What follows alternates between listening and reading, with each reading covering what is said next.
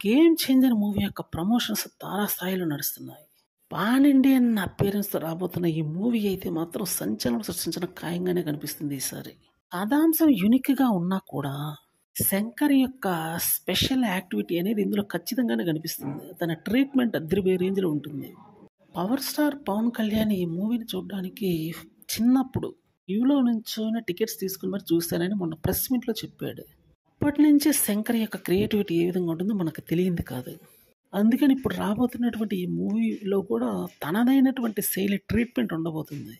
ఒక క్యారెక్టర్ అయితే దాచినట్టు తెలుస్తుంది. అదైతే తర్వాత మూవీలో రివీల్ చేస్తాడు అనే టాక్ అయితే ఒకటి నడుస్తుంది.